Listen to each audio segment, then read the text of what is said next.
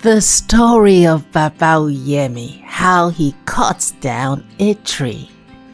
Before we do our woodwork, I indulge your kindness to allow me introduce to you all Baba Uyemi, who must make his libation ceremony, only after which would allow him to cut down a tree according to the traditions of his forebears.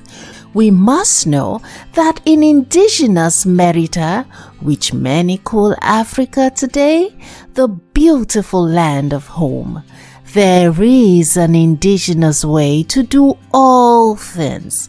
Please come with me. What is libation in Africa?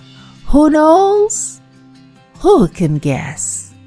Well, libation is an African ancient practice that goes way back to when Africans started out in where they call ancient Egypt today.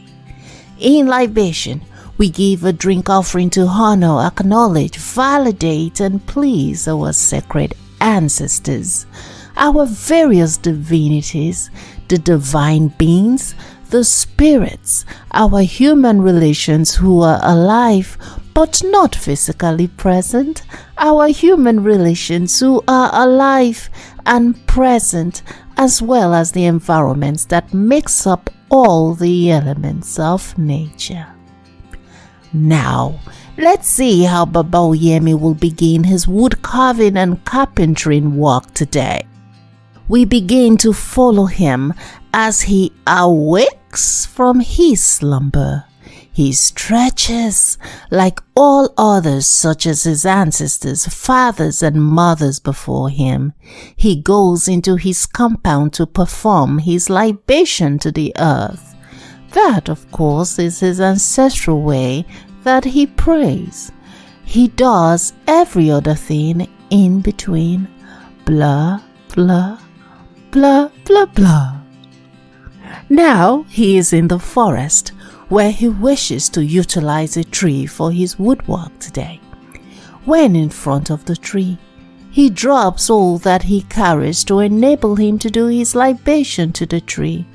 To do his libation, Baba Uyemi must first ensure that some things are done well. For example, he must ensure that he is barefooted. He must also ensure that he is facing the east. Then, he must have his drink for libation, and this time his drink is a local drink that we call palm wine, and another drink such as gin that we call white water. He also has his calabash that he would hold in the palm of his hand, and the white water. Baba Uyemi must hold his calabash with his right hand or with both hands. He must also have his kola nut, which is referred to as the fruit of the gods. Baba Uyemi then bends with his drink and begins his libation to the tree. Though Baba Uyemi speaks in his Edo language, what he says can be translated in the following ways. Now, let's hear Baba Uyemi pray. As you are about to leave this particular existence and location, from your root know we true that dead you are not. Life, still we speak to you.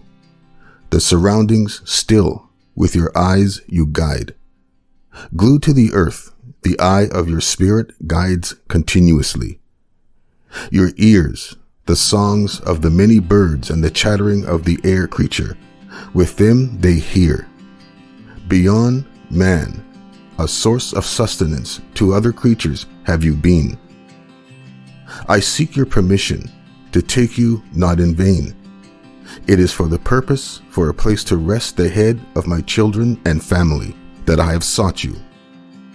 It is for the purpose to make many products to sell to the different markets that I have sought you. I offer you this white water. I offer to you this palm wine. The drink of the gods it is, that the life of this drink to your root may you receive as solace. I present to you this kola nut as feeding for your essence. Please, may you accept my offering in exchange of my actions today. May you be pleased, and may you bless my endeavors for which I have sought you today, O tree. Ese, ese, ese, ese. Ise.